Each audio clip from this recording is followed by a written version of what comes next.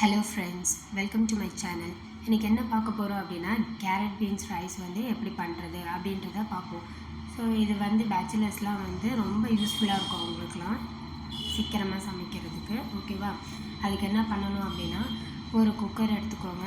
அதில் தேவையான அளவுக்கு எண்ணெய் ஆட் பண்ணிக்கோங்க. அது எண்ணெய் சூடான பிறகு கடுகு ஆட் பண்ணிக்கோங்க. அதுக்கப்புறம் டேஸ்ட்டுக்கு ஏற்ப கடலைப்பருப்பு ஆட் பண்ணிக்கோங்க. கடலைப்பருப்பு எவ்வளோ நிறைய ஆட் பண்ணாலுமே அது டேஸ்ட்டாக தான் இருக்கும். இதில் மெயின் என்ன அப்படின்னா, மெயின் இன்க்ரீடியன்ஸ் வந்து ஜீரகம். ஜீரகம் ஆட் பண்ணிக்கோங்க. அதுதான் வந்து ரைஸ்க்கான ஃப்ளேவர் கொடுக்கக்கூடியது. அதுக்கப்புறம் கட் பண்ண பெரிய வெங்காயம் ஆட் பண்ணிக்கோங்க. கூடவே ஃப்ரெஷ்ஷான கருவேப்பிலை ஆட் பண்ணிக்கோங்க. ஓகேவா? ஸோ நம்ம எவ்வளோ வந்து குவான்டிட்டி ஆட் பண்ணுறோமோ அதுக்கு தகுந்த மாதிரி எல்லா குவான்டிட்டியும் நீங்கள் வந்து அதிகரிக்கிறதும் கம்மியாக பண்ணுறதும் பண்ணிக்கோங்க. ஓகேவா? இப்போ நான் வந்து ஒரு பெரிய வெங்காயம் யூஸ் பண்ணிக்கிறேன்.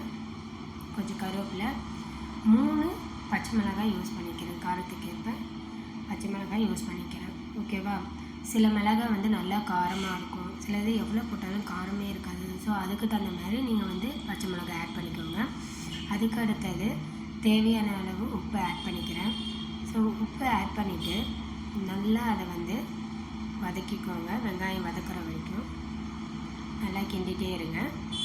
அடுத்தது வெங்காயம் நல்லா வதங்கின பிறகு ஒரே ஒரு தக்காளி ஆட் பண்ணிக்கோங்க. போதும், நிறைய ஆட் பண்ணாதீங்க. ஒரே ஒரு தக்காளி மட்டும் ஆட் பண்ணுங்கள். ஓகேவா? ஸோ ஒரே ஒரு தக்காளி ஆட் பண்ணி நல்லா வதக்கிக்கோங்க. அதுக்கடுத்தது நமக்கு தேவையான அளவுக்கு கேரட்டும் பீன்ஸையும் கட் பண்ணி வச்சுருக்கேன். ஓகேவா? ரொம்பவும் கேரட் ஆட் பண்ணிக்காதீங்க, ஸ்வீட்டாக இருக்கும். அதனால் வந்துட்டு நான் வந்து ஒரு கேரட்டு கொஞ்சம் பீன்ஸ் ஆட் பண்ணியிருக்கேன். ஓகேவா? ஸோ இது போல் வந்து வெங்காயம் தக்காளி நல்லா வதங்கின பிறகு இதில் வந்து கேரட் பீன்ஸ் வந்து ஆட் பண்ணிக்கோங்க. ஆட் பண்ணிவிட்டு அடுத்தது நெக்ஸ்ட்டு என்ன ஆட் பண்ணணும் அப்படின்னா, தேவையான அளவு மஞ்சள்தூள் ஆட் பண்ணிக்கணும். ஓகேவா? அந்த பச்சை மிளகா நீங்கள் டேஸ்ட் பார்க்குறப்ப காரம் இல்லை அப்படின்னா நீங்கள் வந்து தனி மிளகாத்தூள் ஆட் பண்ணிக்கோங்க. சப்போஸ் பச்சை மிளகாய் காரமே உங்களுக்கு போதும் அப்படின்னா அப்படியே விட்டுருங்க. ஓகேவா?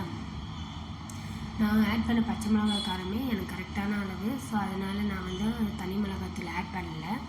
ஸோ இந்த காய் வதங்கின பிறகு கொஞ்சமாக மஞ்சத்தூள் மட்டும் நான் ஆட் பண்ண போகிறேன். ஓகேவா? ஸோ பாருங்கள், கொஞ்சமாக வந்து மஞ்சத்தூள் மட்டும் ஆட் பண்ணிக்கிறேன். ஓகே. ஸோ இதெல்லாம் வீக்லி 1 டைம் செஞ்சு சாப்பிடுங்க. நிறைய ஃபைபர் கண்டென்ட் இருக்குது. ஓகேவா? பீன்ஸில் வந்து நிறைய ஃபைபர் கண்டென்ட் இருக்குது. ஸோ ரொம்ப ரொம்ப நல்லது. ஓகேவா? இது நல்லா வதக்கிக்கோங்க. நேற்று நம்ம சேனலில் பீட்ரூட் ரைஸ் எப்படி வந்து சிம்பிளாக பண்ணுறது அப்படின்றதையும் வந்து போட்டிருக்கேன். அதையும் பாருங்கள், அதுவும் டேஸ்ட்டாக இருக்கும். ஓகேவா? ஸோ இது எல்லாமே வந்து ரொம்ப ரொம்ப ஹெல்தி.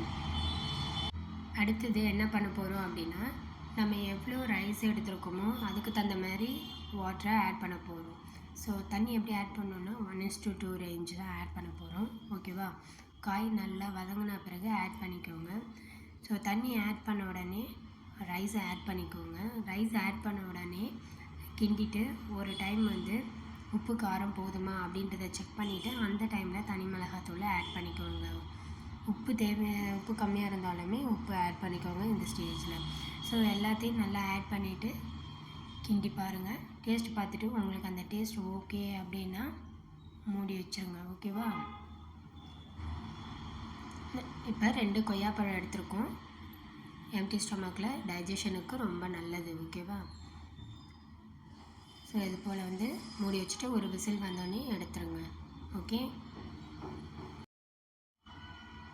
சுவையான கேரட் பீன்ஸ் சாதம் ரெடி. நேற்று நம்ம சேனலில் பீட்ரூட் சாதம் போட்டிருக்கோம். இதே போல் சிம்பிளாக எப்படி பண்ணுறதுன்னு அதையும் பாருங்கள். உங்களுக்கு நம்ம சேனல் பிடிச்சிருக்கு அப்படின்னா லைக் பண்ணிக்கோங்க, சப்ஸ்கிரைப் பண்ணிக்கோங்க. ஓகே, பாய்.